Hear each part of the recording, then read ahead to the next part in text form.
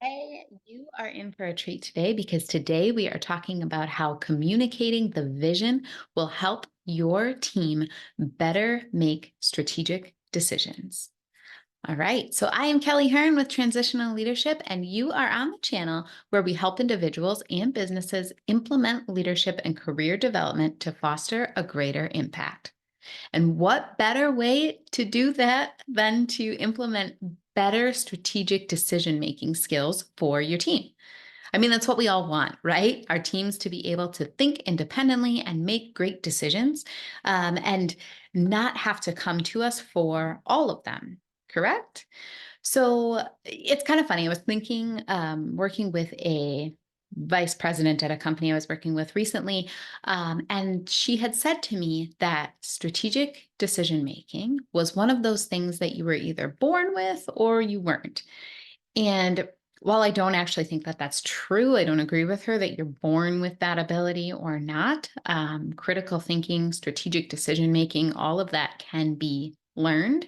It is a really tough thing to learn, and we have to be really intentional about how we help people to learn that skill. Now, one of the great ways to do that is to focus on the basics. I know that sounds a little bit counterintuitive, right? But focusing on the basics of the vision and the values will really empower people to make those decisions better and really enable them to critically think through all of those decisions that they need to make on a daily basis. Now, if you want to learn about how this applies to just daily typical life of an employee, I would really encourage you to click the link in the show notes on here to go back and read the blog because I go into depth on a team that I actually managed and how we helped them to draw that line from the values, the mission, the vision of the company, and the work that they were doing every single day, and how those two things flowed back and forth so that they were able to implement the vision, the strategy, the values, all of those things in their day to day work and the benefits of that.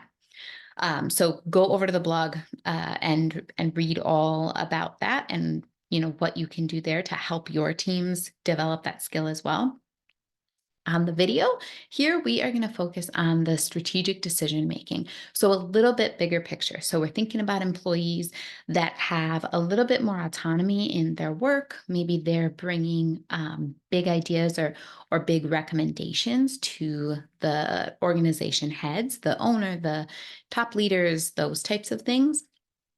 Um, and so I just want to kind of delineate between the two versions. So this isn't just like, should I make all of my calls today, or what's the value of hitting my basic goals and metrics? That's going to be more in the blog. But in this video, we are going to take a little bit of a different look than my typical videos. We're going out of corporate and we're going to look at construction for our ideas here and for our examples here. Okay. So again, I just want to say that strategic decision making is something that can be taught, but it starts with the basics. It starts with your people really understanding what the vision and the value of the company is. Because without that, they can all feel like they're going in the same direction, but they're off course just enough that you're not making the progress towards your goals or towards your vision that you want. I mean, think of this example. If you have um, three different people trying to pull, I'll say a four wheeler. In my house, we get four wheelers stuck fairly frequently. But say everybody has a rope. There's five people. They're all trying to pull this rope to pull the four wheeler out of the mud. And one thinks that they should pull it to the garage. Another thinks that they should pull it towards the driveway. A third thinks that they should get it out to wherever the parent is that can help them fix it. But they're all sort of pulling in somewhat the same direction, but slightly to the left, slightly to the right, and maybe one down the middle of actually what you would want them to do in that situation. Are they going to make as much progress as if they were all pulling directly together? Absolutely not, because two of them are kind of working against each other. Sure, it's forward out of the mud, I guess, but they're not actually making the traction that they need to make. I know that's a super simplistic example, but that is what happens in these situations, and how you need to align everything that people are thinking about and what lens they're putting those decisions through, um, in order to make the best decisions that are going to support your organization. Now, I want to take another family example because I would be willing to bet that all of you are already doing this to some degree. And the team that you're leading at home is probably picking up exactly the vision and the values that you're laying down, right? So, another example from my life, we have three little boys around here, and they are all pretty into baseball and also racing, four-wheelers, dirt bikes, that kind of stuff. If you don't have those exact examples, that's fine. Maybe it's dance class and piano lessons. Maybe it's soccer and band. It doesn't matter. But we have this vision and this value for our family that we are going to spend time together and that we are going to support each other. Now, that's all well and good, right? And that might mean that we sign up one of our boys for travel baseball. Cool. But because we always have this overlying lens of we spend time together and we support each other, that changes how we sign him up for baseball. We're not signing up for the baseball travel league that is traveling all over the country or all over the state for 8 weekends out of the summer, because that doesn't support the value and the vision for our family that we spend time together and we support each other. Because we're really just supporting one kid then, and we're not really spending all of the time together. It does mean that we put him into a league that he's excited about and that he wants to play in, but maybe they play 4 tournaments during the summer. And then one of our other boys, who's really into racing, gets an opportunity to spend his time at races so that he can develop the skills that he wants to develop. And we are able to support both of them by going to these different things together. I know a lot of families would say, well, divide and conquer.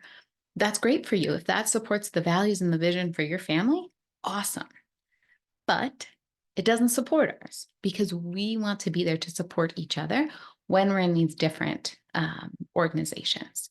So, again, I would be willing to bet that if you reflect back on what the vision and the values are for your family, that you're making these same decisions, whether you have kids or not, if you have a spouse or a partner, or you're a child or an aunt or any of that, you're doing this now. So now it's just a matter of translating it to work. Like I said, I'm going to use a construction example today. So I did a little bit of research prior to this video so that I could get some vision statements for construction companies. Um, I've worked with a couple of construction companies in the past, so I know that these are pretty standard. I did tweak them a little bit just to fit the example more cleanly for all of us. So let's say, for an example, you are working for a construction company that uses the vision, we build dreams, one custom home at a time. That's a beautiful vision, right? We build dreams, one custom home at a time. Think about what that would likely mean for your customers. These are probably dream homes, right? These are probably amazing, beautiful homes that are unique and speak exactly to the style of that customer.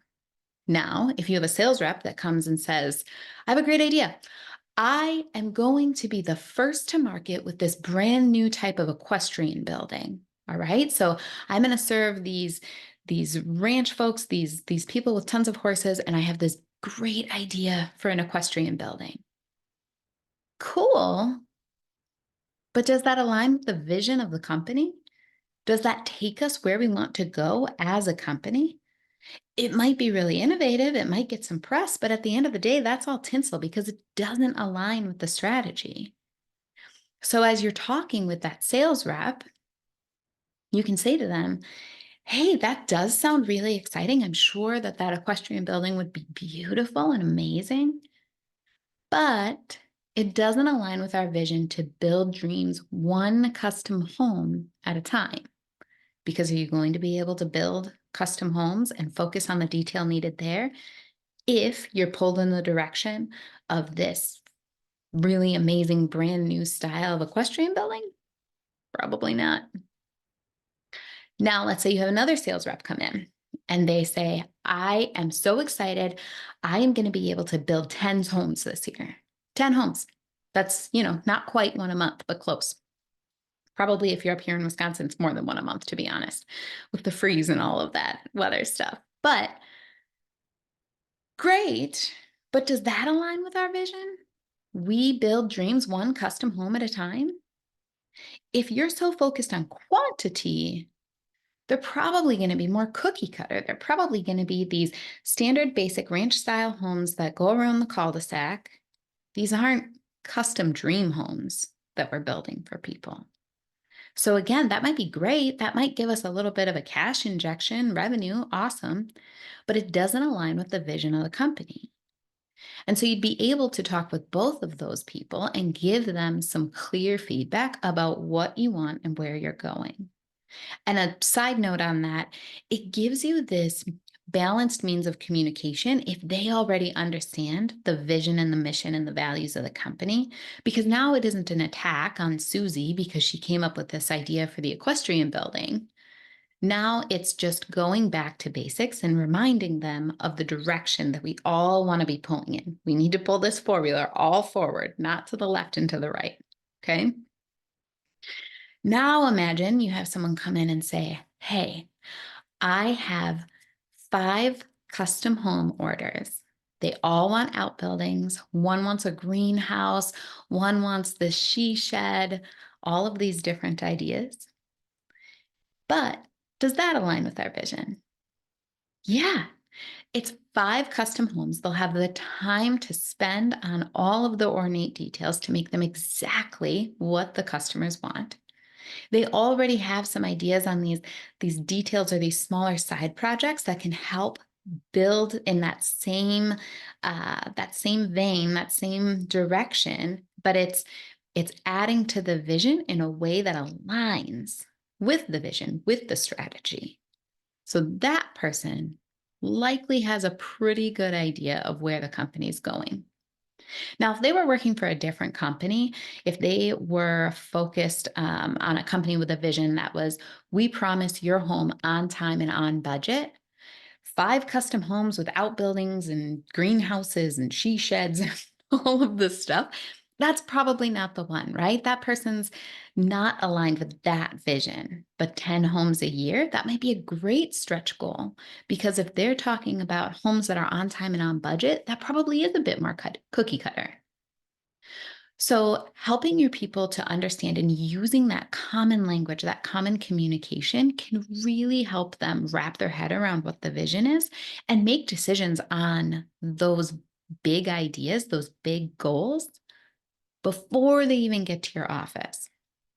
And maybe they still bring them, right? Maybe Susie is just super excited about this equestrian building, but she's coming at it from a lens that she needs to make sure that it does support the vision. It isn't just this cool idea that came out of left field for her, but now when she understands the vision and the values of the company that she's in, she can help line it up behind it to make sure that she's supporting the direction that the company wants to go.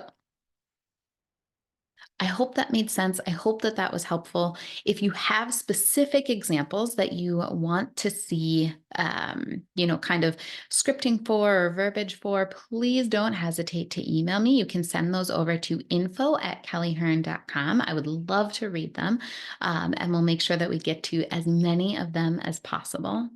And in the meantime, if you liked or appreciated the value that you got from this video or any of the videos of mine that you've been watching, please share it with a friend so that we can get the word out to more leaders and help develop the skills to create a greater impact.